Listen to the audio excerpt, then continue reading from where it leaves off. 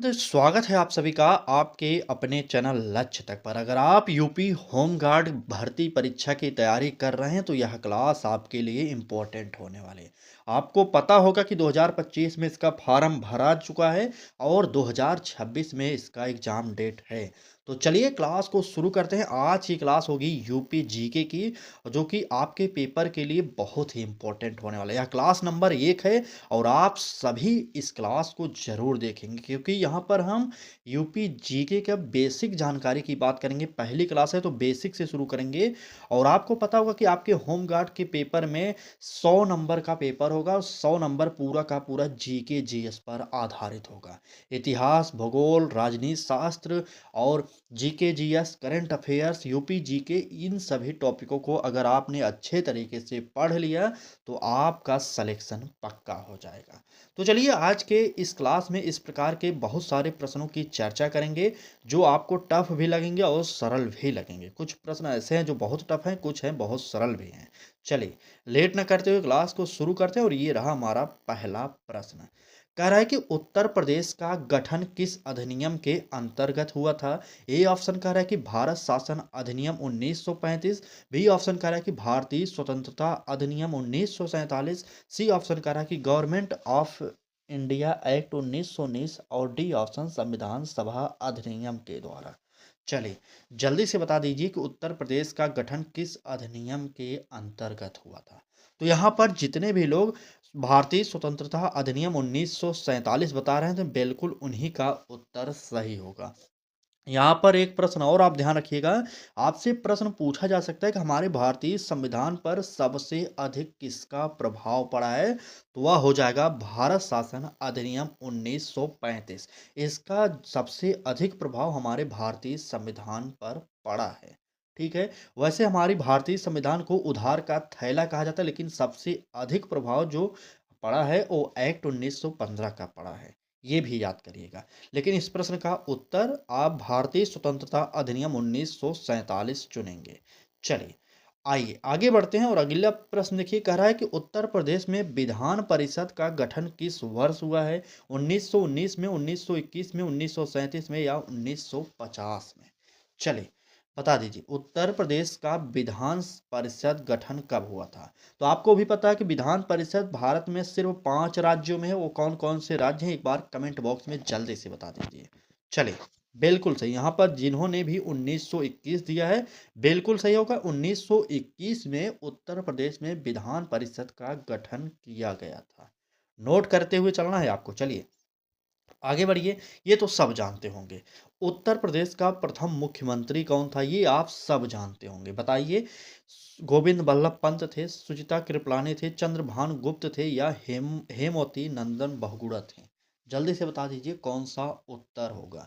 तो आप सब जानते हैं कि उत्तर प्रदेश के प्रथम मुख्यमंत्री के रूप में कौन थे, तो वो गोविंद बल्लभ पंत थे।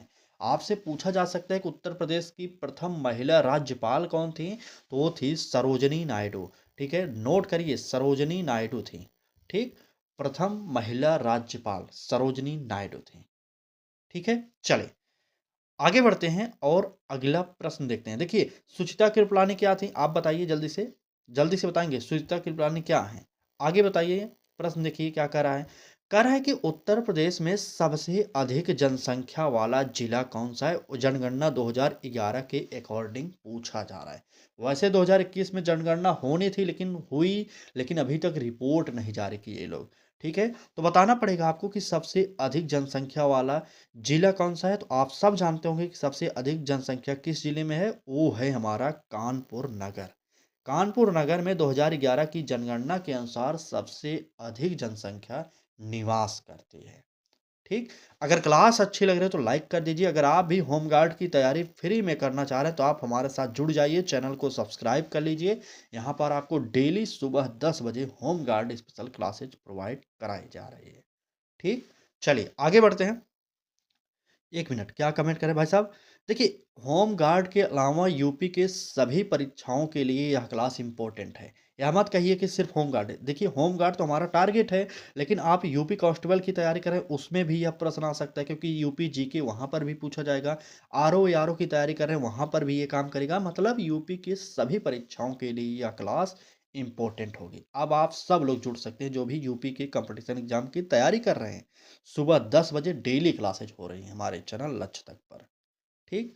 बात करेंगे उत्तर प्रदेश का राजकीय पशु कौन सा है। आप सभी को पता होगा कि राजकीय पशु कौन सा है। शेर होता नहीं, हिरण होगा नहीं, बारहसिंघा हो जाएगा। देखिए कुछ सरल प्रश्न है, मैंने बोला ना कि आज आपको बेसिक जानकारी यहाँ पर प्रोवाइड करेंगे। ये पहली क्लास है यूपी जीके की, इसलिए हम बेसिक जानकारी आपको प्रोवाइड करेंगे।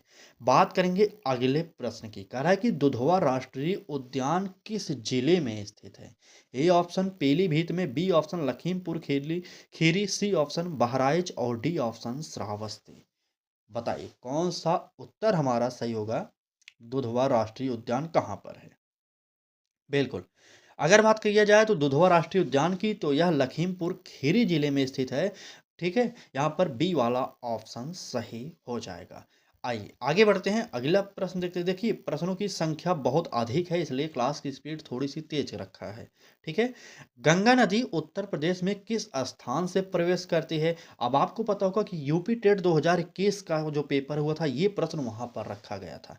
यूपी टेट एक टीचिंग एग्जाम की परीक्षा है, वहां पर यह प्रश्न पूछा गया था, तो आपके लिए भी इंपॉर्टेंट है। चलिए, क्या पूछा गया था, उत्तर प्रदेश में कहां से गंगा नदी प्रवेश करती है। हरिद्वार से या बिजनौर, मेरठ, सहारनपुर।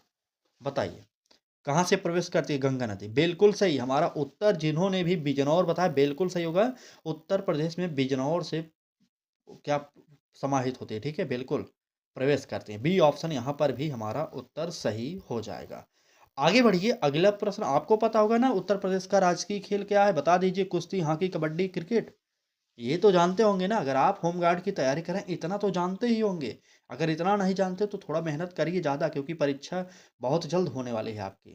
ठीक है, तो आप सब जान जाइए कि उत्तर प्रदेश का राजकीय खेल अगर आपसे पूछा जाए, तो राजकीय खेल जो भी हमारे भारत का है वही हमारा यूपी का भी है।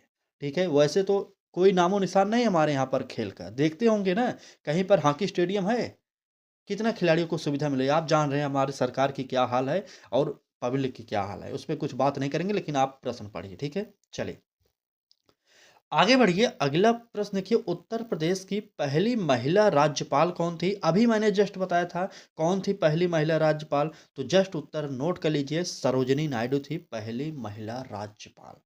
ठीक है। अगर आदिवासी पहली महिला मुख्यमंत्री की बात किया जाए तो मायावती जी थी, आपको भी पता होगा। ठीक है, आदिवासियों में।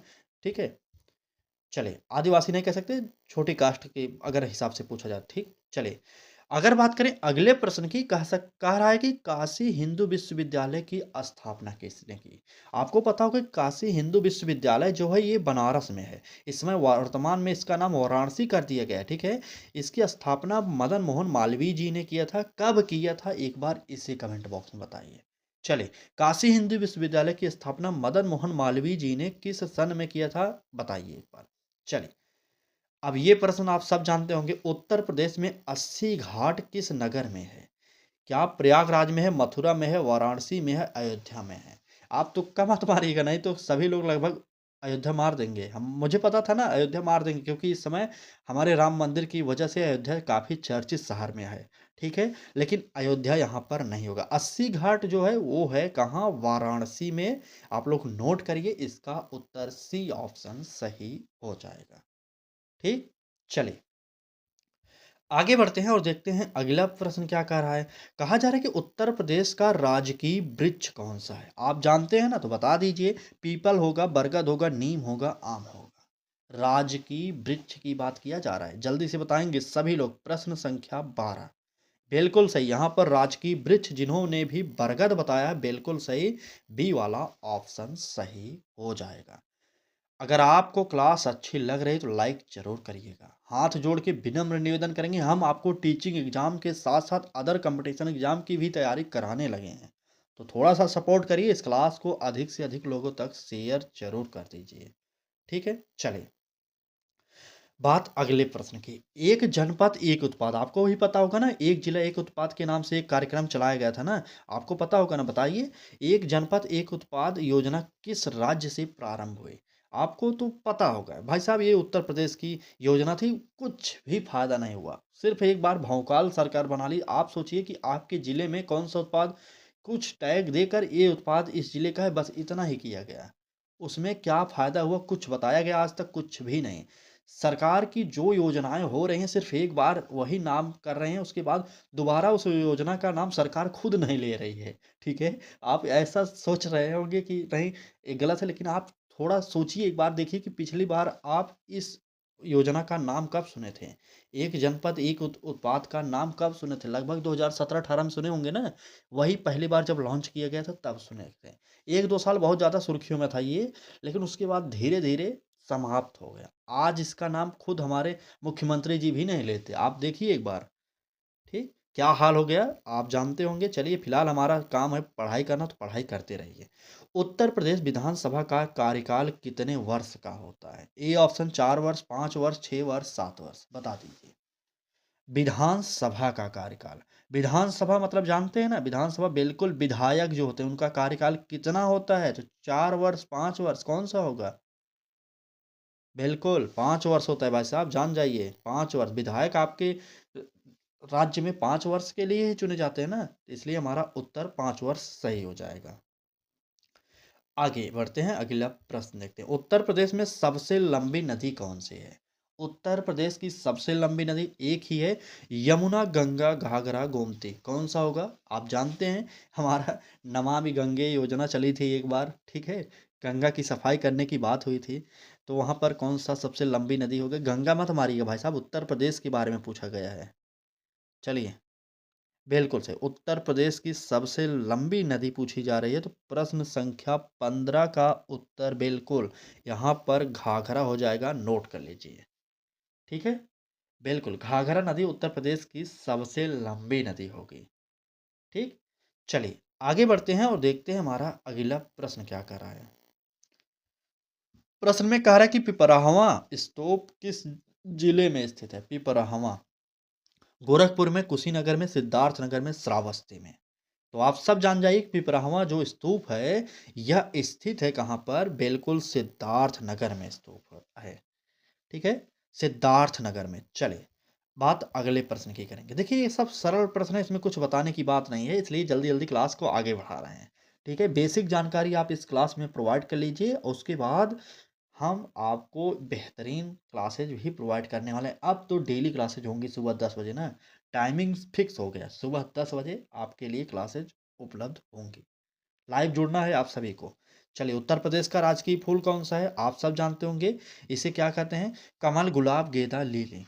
चलिए, उत्तर प्रदेश का राजकीय फूल कौन सा है?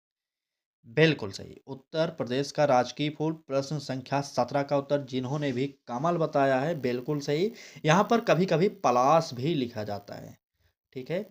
पलाश भी लिख दिया जाता है, ये भी जानते रहिएगा। उत्तर प्रदेश का राजकीय पुष्प के अंतर्गत पलाश भी आता है, मतलब उसी का नाम है, पलाश कहते हैं ज़्यादातर, लेकिन यहाँ पर ऑप्शन में कमल दिया गया है, इसलिए हम कमल मार रहे हैं, ठीक? ठीक? आइए, आगे बढ़ते हैं और अगला प्रश्न देखिए क्या कह रहा है। संगम नगर किस नाम से जाना जाता है? तो ये तो बताने की बात ही खत्म हो गई, क्योंकि ये बहुत ही ट्रेंडिंग क्वेश्चन हो जाएगा। ठीक? चलिए, प्रश्न संख्या 18 बिल्कुल सही। आपने अगर प्रयागराज मारा तो बिल्कुल सही मारा, लेकिन इलाहाबाद वाले उत्तर गलत मान लीजिए अपना आप। अब इलाहाबाद भूल जाइए भाई साहब, सरकार ने चेंज कर दिए, नाम तो चेंज कर रहे हैं ना, अच्छे से चेंज हो गया, बिल्कुल सही। चलिए, प्रयागराज हो जाएगा, सी वाला ऑप्शन सही हो जाएगा। ठीक है? नाम तो बराबर चेंज हो रहा है भाई साहब। चलिए, बात अगले प्रश्न की करेंगे। उत्तर प्रदेश में कुल कितने मंडल हैं? वर्तमान की बात कर रहा है, 16, 17, 18, 19 कितने मंडल हैं? चलिए, प्रश्न संख्या 19 बता दीजिए कितने मंडल हैं उत्तर प्रदेश में? बताइए, बिल्कुल 16, 17, 18, 19 कौन सा होगा सही? एक बार कमेंट बॉक्स में जरूर बताएंगे। बिल्कुल सही, यहाँ पर उत्तर जिन्होंने भी 18 मंडल बताया, बिल्कुल सही, सी ऑप्शन हमारा यहाँ पर सही हो जाएगा। आगे बढ़ते हैं और देखते हैं अगला प्रश्न। रामचरितमानस के रचयिता कौन है? अब आप काफ़ी लोग कमेंट करेंगे कि भाई ये कहाँ से प्रश्न यूपी जीके का हो गया? भाई साहब जो रचयिता हैं ये यूपी के हैं। ये भाई महान आदमी थे। कबीरदास, सूरदास जो भी हैं बता दीजिए जल्दी से। चलिए, रामचरितमानस के रचयिता कौन है? बिल्कुल सही, 19 का सी ऑप्शन तुलसीदास, गोस्वामी तुलसीदास, बिल्कुल सी वाला ऑप्शन सही हो जाएगा। आइए, ये प्रश्न थोड़ा सा बाहर हो गया, चलिए फिलहाल आगे बढ़ते हैं। उत्तर प्रदेश का राजकीय पक्षी कौन सा है? मोर, सारस, तोता, कोयल, बताइए। देखिए, मोर तो हमारा भारत का राष्ट्रीय पक्षी है ना, भारत का। और सारस पक्षी जिसे आप क्रैंच कहते हैं, वह हमारा यूपी का है। ठीक है, नोट कर लीजिएगा। चलिए आगे बढ़िए, अगला प्रश्न देखिए क्या कह रहा है। तो उत्तर प्रदेश में कुंभ मेला किस नदी के तट पर है? बताइए, गंगा यमुना और गंगा यमुना संगम या सरयू। तो आप सभी को पता होगा कि संगम पर यह मेला लगता है, इसलिए हमारा उत्तर जो होगा सी ऑप्शन सही हो जाएगा। अभी हाल फिलहाल में यह मेला बहुत चर्चित में रहा था, ठीक है, आप जानते होंगे। चलिए, बिल्कुल यह बहुत चर्चित था। बात करेंगे अगले प्रश्न की। प्रश्न में कहा जा रहा है कि उत्तर प्रदेश का सबसे छोटा जिला कौन सा है? हापुड़ होगा, रविदास नगर या भदोही या बागपत। तो आप सभी जानते होंगे उत्तर प्रदेश का सबसे छोटा जिला किसे कहा जाता है। बिल्कुल सही आपने उत्तर हापुड़ बताया, बिल्कुल सही आपने हापुड़ एकदम सही बताया है। ठीक है, चलिए बात करेंगे अगले प्रश्न की। देखिए, हम आपको 30 प्रश्न लगभग रोज कराएंगे, कभी कभी 50 प्रश्न भी आ जाएंगे जीके के, यूपी के। ठीक है, हम कोशिश कर रहे हैं कि आपको डेली 50 प्रश्न प्रोवाइड किया जाए। आप बताइए कैसा लगेगा अगर आपको डेली यूपी जीके की 50 प्रश्न प्रोवाइड किया जाए, साथ में अब अतिरिक्त जीके भी हमें पढ़ना, जैसे इतिहास, भूगोल, नागरिक शास्त्र और करंट अफेयर्स भी पढ़ना है हमें, तो हम उसमें भी 50-50 प्रश्न आपको डेली प्रोवाइड करें तो कैसा लगेगा, आप एक बार कमेंट बॉक्स में जरूर बताएंगे। ठीक, बात करेंगे अगले प्रश्न की। यहाँ पर कहा जा रहा है कि उत्तर प्रदेश का राजकीय नृत्य कौन सा है? कथक होगा, भरतनाट्यम होगा, उड़ीसी होगा, मणिपुरी होगा। बता दीजिए, उत्तर प्रदेश का राजकीय नृत्य बताइए। देखिए, उत्तर प्रदेश का राजकीय नृत्य भले है, लेकिन यहाँ पर कुछ कभी इसको लेकर बढ़ावा देने की बात कभी भी सरकार के द्वारा नहीं की जाती। कुछ जो भी राजकीय खेल हैं, राजकीय नृत्य हैं, इनको कभी बढ़ावा देने की बात सरकार के द्वारा करी ही नहीं जाती। सिर्फ़ एक बार कागज़ों में दर्ज हो गया कि ये उत्तर प्रदेश का राजकीय चीज़ है, बस उसके अलावा कुछ नहीं होता। ठीक है? तो उत्तर प्रदेश का कत्थक है, आप सब जानते होंगे। कथकली जो कहते हैं वो केरल का है। ठीक है? बिल्कुल। चलिए, उत्तर प्रदेश की सीमा जो है कितने राज्यों से लगती है? 7 से, 8 से, 9 से, 10 से? बताइए, उत्तर प्रदेश की सीमा कितने राज्यों से लगेगी? चलिए बताइए फटाक से, मतलब राज्यों से जो आप पता पाए होंगे ना कि कितने राज्यों से लगी है, बताइए। चलिए, बिल्कुल। तो बात करेंगे प्रश्न संख्या 25 के उत्तर की। तो उत्तर प्रदेश की सीमा जो है 9 राज्यों से लगी है, आप इतना जानते रहिएगा, सी ऑप्शन। ठीक है, हम इन 9 राज्यों को भी बताएंगे अगले क्लास में, तैयार रहिएगा, अगली क्लास और व्याख्या के साथ कराई जाएगी। ठीक है, चलिए प्रश्न देखिए क्या कह रहा है कि चंद्रशेखर आजाद का जन्म उत्तर प्रदेश के किस जिले में हुआ?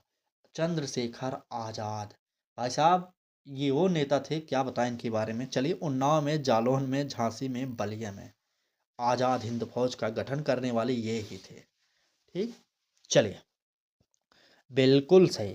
चंद्रशेखर आजाद का जो जन्म हुआ था, वो हुआ था कहाँ पर? बिल्कुल जालौन जिले में हुआ था। नोट कर लीजिए, यहाँ पर दूसरा ऑप्शन सही हो जाएगा। आपसे पूछा जा सकता है, किसी भी कंपटीशन एग्जाम में यह पूछा जा सकता है। यूपी की बात ही मत करिए, क्योंकि चंद्रशेखर आजाद तो हमारे पूरे भारत की परीक्षा में टहलते हैं ना, ठीक है, क्योंकि ये प्रश्न आता है वहां पर। नोट कर लीजिएगा, जालौन से इनका संबंध था, इनका जन्म जालौन में हुआ था। ठीक, चलिए बात अगले प्रश्न की जाए। कह रहा है कि उत्तर प्रदेश का सबसे पुराना उच्च न्यायालय कहाँ स्थित है? लखनऊ में, प्रयागराज में, वाराणसी में या मेरठ में? चलिए प्रश्न संख्या 27 उत्तर बताइए। तो आप सभी जानते होंगे, बिल्कुल प्रयागराज उत्तर सही हो जाएगा। सबसे पुराना उच्च न्यायालय की बात किया जा रहा है तो प्रयागराज में है, पुराना नाम इसका इलाहाबाद था। ठीक है, अब सरकार के द्वारा इसका नाम बदल दिया गया, इलाहाबाद। चलिए नोट कर लीजिएगा, प्रयागराज इसका उत्तर सही हो जाएगा। बात अगले प्रश्न की जाए तो कह रहा है कि सरयू नदी किस नगर से संबंधित है? बहुत ही चर्चित शहर है यह, बताइए। वाराणसी, मथुरा, अयोध्या, प्रयागराज। तो जानते हैं ना, भगवान राम सरयू नदी के किनारे स्थित मंदिर में रहते हैं। बिल्कुल उत्तर एकदम सही। तो यहाँ पर अयोध्या उत्तर सी वाला सही हो जाएगा। ठीक, देखिए यूपी जीके आज की क्लास सरल है, ऐसा मत समझिएगा कि यूपी जीके के प्रश्न इसी प्रकार से आपके पेपर में आएंगे, बिल्कुल नहीं आएंगे। ये तो हम बेसिक जानकारी आपको प्रोवाइड करना चाह रहे थे, क्योंकि यूपी जीके की ये हमारी पहली क्लास थी। ठीक है? तो आपको हम चाह रहे थे कि बेसिक जानकारी प्रोवाइड कर लीजिए, उसके बाद अभी तो टफ़ वाले प्रश्नों की श्रृंखला आगे स्टार्ट करेंगे ना, धीरे-धीरे करके टफ़ प्रोवाइड किया जाएगा, ठीक? बात अगले प्रश्न की जाए, उत्तर प्रदेश का राजकीय गीत कौन-सा है? ये सब प्रश्न वैसे तो आप नहीं जानते होंगे, बता दीजिए आप सब लोग कमेंट करिए राजकीय गीत उत्तर प्रदेश का कौन-सा है? किसने लिखा था मतलब? चलें, क्या मैथिली शरण गुप्त ने लिखा था, सुभद्रा कुमारी चौहान ने लिखा था, गोपाल दास नीरज ने लिखा था या पंडित नरेंद्र शर्मा ने लिखा था? बताइए, उत्तर प्रदेश का राजकीय गीत किसने लिखा था? फटाक से कमेंट करेंगे, चलिए। बिल्कुल सही, पंडित नरेंद्र शर्मा ने उत्तर प्रदेश का राजकीय गीत लिखा था। डी ऑप्शन यहाँ पर हमारा सही हो जाएगा। नोट कर लीजिए और आगे बढ़िए, अगला प्रश्न देखिए। कह रहा है कि उत्तर प्रदेश में पंचायती राज की स्थापना किस वर्ष हुई थी? 1959 में, 1961 में, 1972 में, 1992 में। चलिए, उत्तर प्रदेश में पंचायती राज व्यवस्था कब स्थापित की गई थी? चलिए, बिल्कुल, उत्तर प्रदेश में पंचायती राज की स्थापना की बात किया जा रहा है तो 1959 में की गई थी। ये सन याद करिए क्योंकि इम्पोर्टेंट है यह प्रश्न। ठीक है? यह यूपी के कई पेपरों में पूछा जा चुका है। ठीक? तो चलिए, आज की क्लास में ये 30 ही प्रश्न थे। आगे कमेंट करके आप ज़रूर बताइएगा कि हम आपको अब आगे से डेली 50 प्रश्न कराने वाले हैं। कैसा लगेगा? क्योंकि अगर आप सोचिए, आपके परीक्षा में ढाई से 3 महीने का जो भी समय बचा है, हम अगर आपको डेली 50 प्रश्न प्रोवाइड करेंगे एक क्लास में, तो सोच लीजिए 1 महीने में 1500 प्रश्न हो जाएँगे। कैसा लगेगा? ये सब आपको फ्री में मिलेगा, सिर्फ़ आप हमारे चैनल पर जुड़ जाइए और करना कुछ नहीं, सिर्फ़ चैनल को सब्सक्राइब करके बेल आइकन को ऑन कर लेना है। बाकी यूट्यूब आपको खुद बताएगा कि कौन-सा टॉपिक आपके लिए इम्पोर्टेंट है, कब पढ़ना है, क्या पढ़ना है। ठीक? तो चलिए, क्लास को यहीं पर समाप्त करेंगे। अगर क्लास अच्छी लगी हो तो लाइक कर दीजिएगा, चैनल पर पहली बार आए हैं तो सब्सक्राइब करके बेल आइकन को ऑन कर लीजिएगा, जिससे आपको नोटिफ़िकेशन मिलता रहे। ठीक है? चलिए, क्लास को यहीं पर समाप्त करते हैं। धन्यवाद।